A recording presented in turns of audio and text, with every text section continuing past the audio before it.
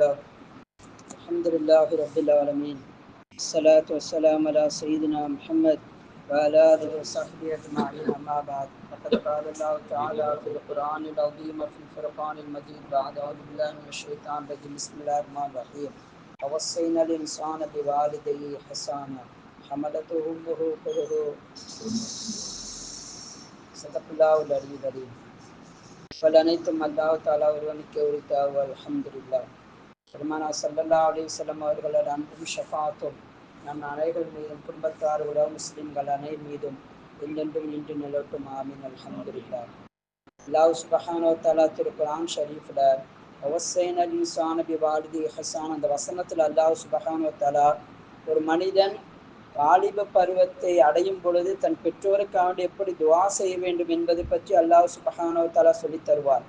ஒரு தாய் என்பவள் அந்த குழந்தையை பெற்றெடுத்த பின்னாடி 30 மாதங்கள் ரொம்ப கஷ்டப்பட்டு அவன் ரொம்ப சிரமப்பட்டு வளர்க்கிறாள்.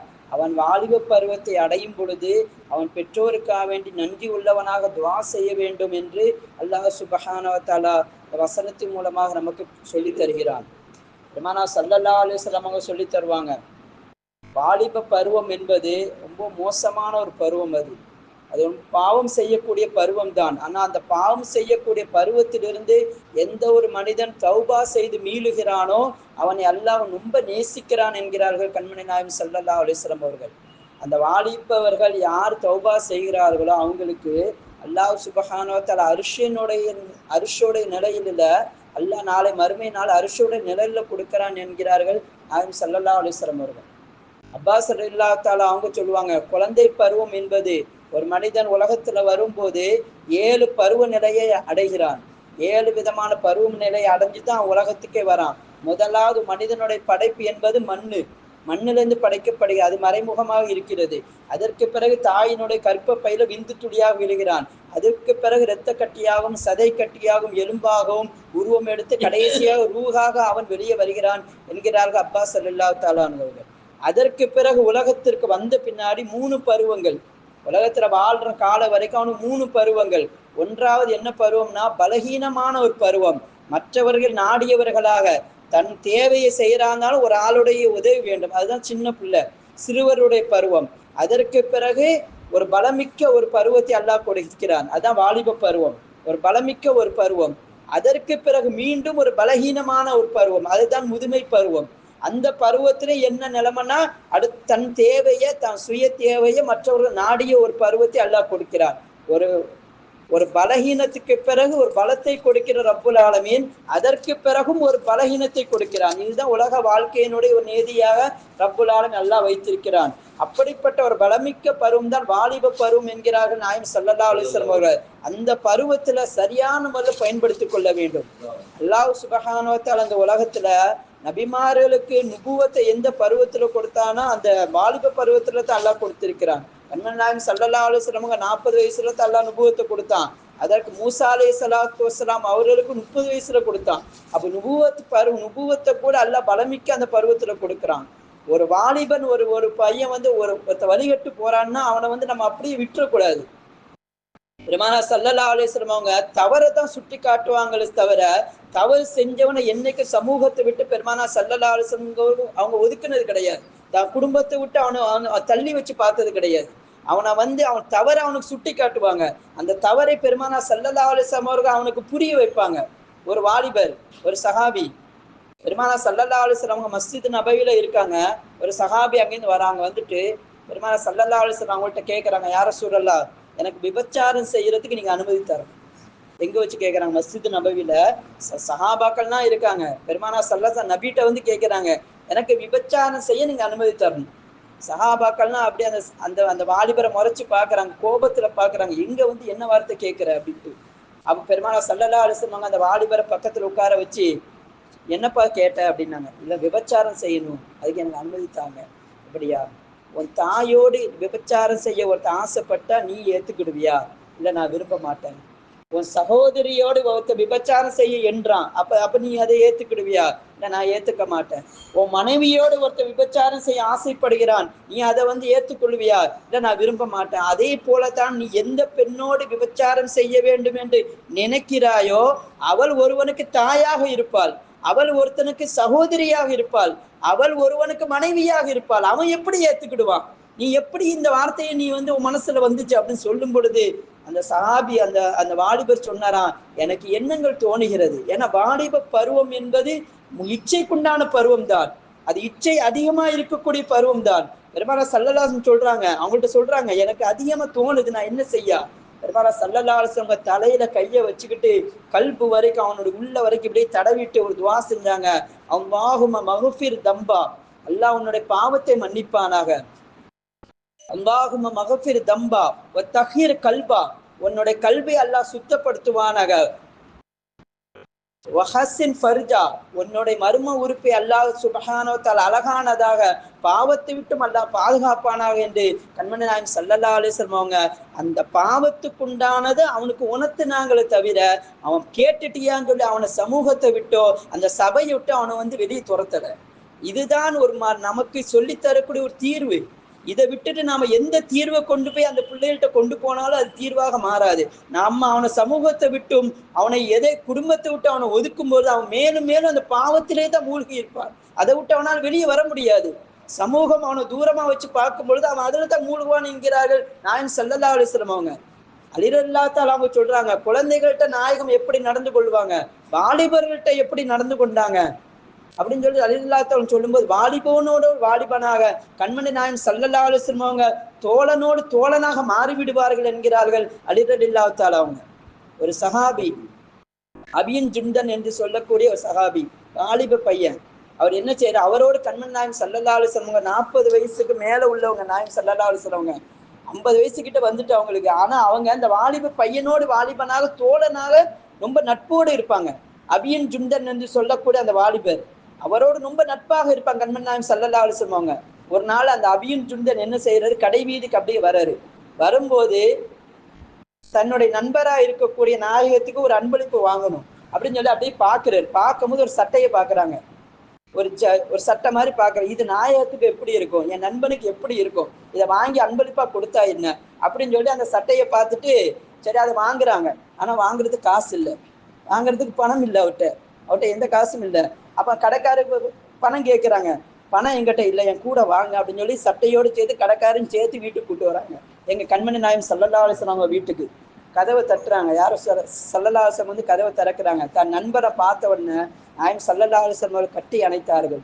கட்டி அணைச்சிட்டு என்னப்பா அப்படின்னு கேட்கறாங்க. என்ன விஷயம், என்ன இங்க வந்திருக்கீங்களே, உங்களுக்காண்டி ஒரு அன்பளிப்பு வாங்கியிருக்கேன், ஒரு ஹிபத்து வாங்கிட்டு வந்திருக்கேன், ஒரு அன்பளிப்பு கொண்டு வந்திருக்கேன். நாயகம் ஸல்லல்லாஹு அலைஹி வஸல்லம் சந்தோஷப்பட்டவர்களாக அந்த அன்பளிப்பை வாங்கி அதை அணிஞ்சு பாக்குறாங்க. அதை போட்டு பார்த்தா எப்படி, நல்லா இருக்கா, நல்லா இருக்குது. அப்ப இது யாரு அப்படிங்கிறாங்க. இவர் தான் கடைக்காரரு. சட்டைக்குண்டான ரூபாயை கொடுத்துருங்க அப்படின்னு என்ன சொல்றாரு, சட்டைக்குண்டான ரூபாயை கொடுத்துருங்க அப்படி ஸல்லல்லாஹு அலைஹி வஸல்லம் சொன்னாங்க. காசு நான் கொடுத்த பின்னாடி இது எப்படி அன்பளிப்பாகும், காசு என்ன கொடுக்க சொல்ற, இது எப்படி அன்பளிப்பாகும்? கண்மணி நாயகம் ஸல்லல்லாஹு அலைஹி வஸல்லம் தான் நண்பர்கிட்ட கேட்கிறாங்க.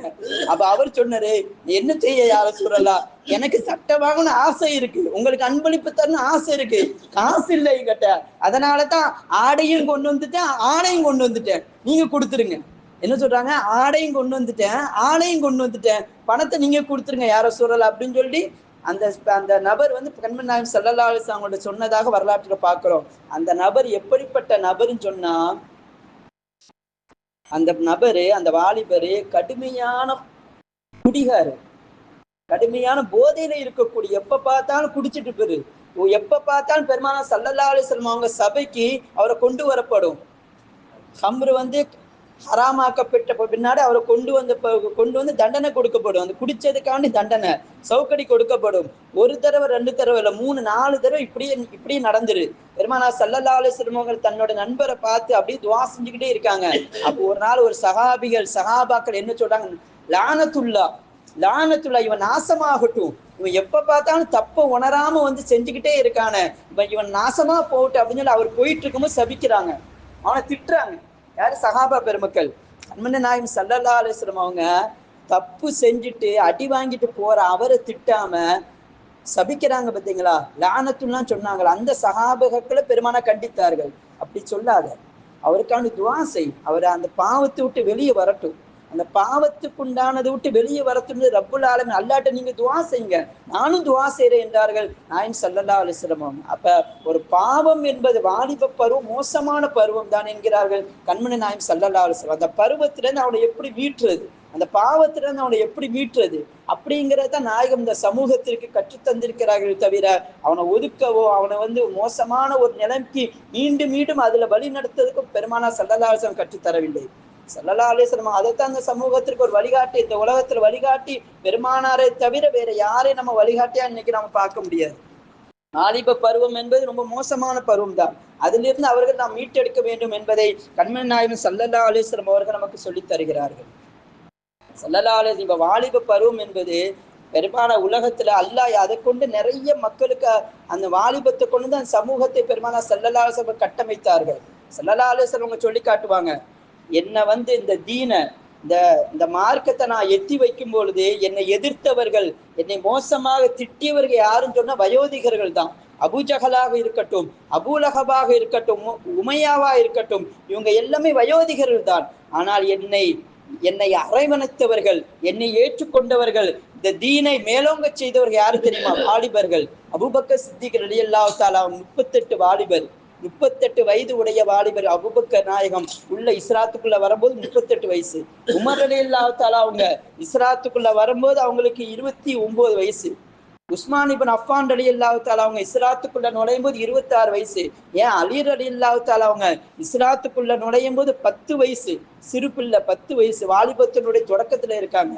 சாத் இப்னு முஆத் ரலியல்லாஹு தஆலா அவங்க மதீனாவில இஸ்லாம் பரவத்துக்கு காரணமாக இருந்தவர்கள். மதீனாவினுடைய தலைவர் என்று சொல்லக்கூடிய சாத் ரலியல்லாஹு தஆலா அவர்கள் இஸ்லாத்துக்குள்ள நுழையும் போது 28 வயசு. அப்போ வாலிபர்கள் தான் பெருமானார் ஸல்லல்லாஹு அலைஹி வஸல்லம் அவர்களுக்கு மிகவும் தூணாக இருந்திருக்கிறார்கள். அப்படிப்பட்ட அந்த வாலிபத்துக்கு அடுத்த நாம என்ன செய்யணும்? சரியான முறையில் அவர்களை நாம் பயன்படுத்திக் கொள்ள வேண்டும். இன்னைக்கு வாலிபர்கள் கெட்டு போறாங்களோ அதுக்கு 4 காரணம் தான்.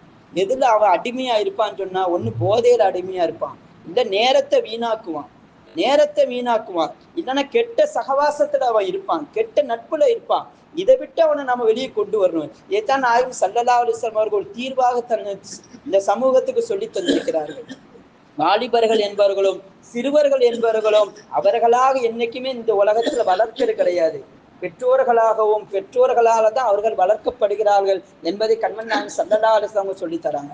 பெற்றோர்கள் அவர்கள் சரியான முறையில் வழி நடத்த வேண்டும். அப்பொழுதுதான் அவர்கள் இந்த சமூகத்திற்கும் இந்த உலகத்திற்கும் அவர்கள் ஒரு பெரும் தலைவர்களாக அவர்களை உருவாக்க முடியும் என்கிறார்கள் கண்மணி நாயகம் ஸல்லல்லாஹு அலைஹி வஸல்லம்.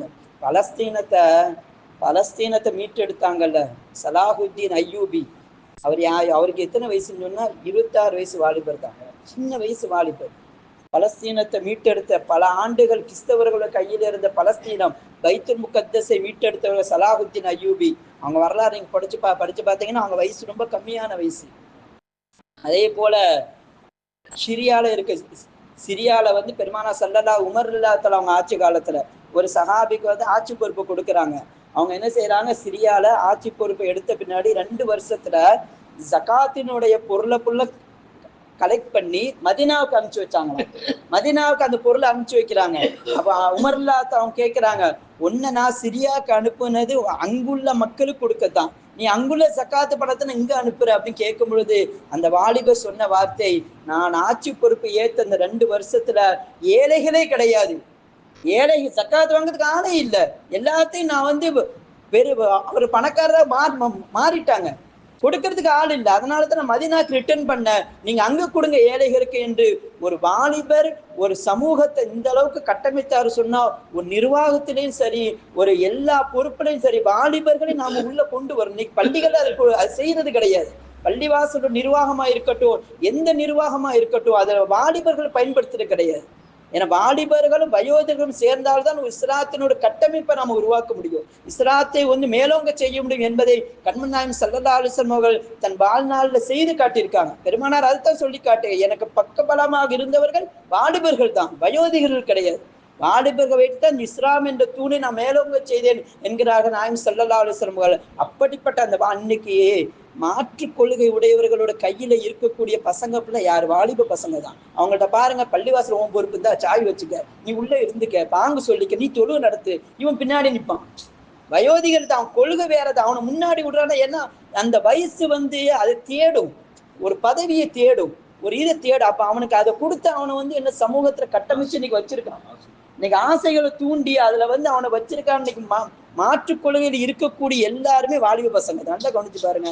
என்ன காரணம்னா அந்த பொறுப்புகளை அவன் கையில கொடுத்துருவான். இப்ப அவன் பொறுப்புகளை தேடுக நேரத்தை வீணாக்கிட்டு இருக்கான். அப்ப என்ன செய்யணும், அவனை சரியான முறையில் பள்ளியினுடைய பொறுப்பை கொடுத்து அவன் பின்னாடி நின்று வயோதிகள் அவனை வழி நடத்தணும்.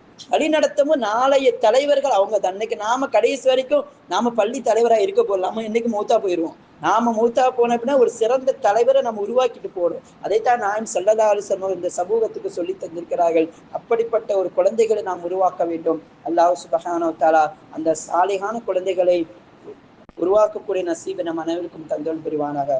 வாஹிரு தாவானா அல்ஹம்துலில்லாஹ்.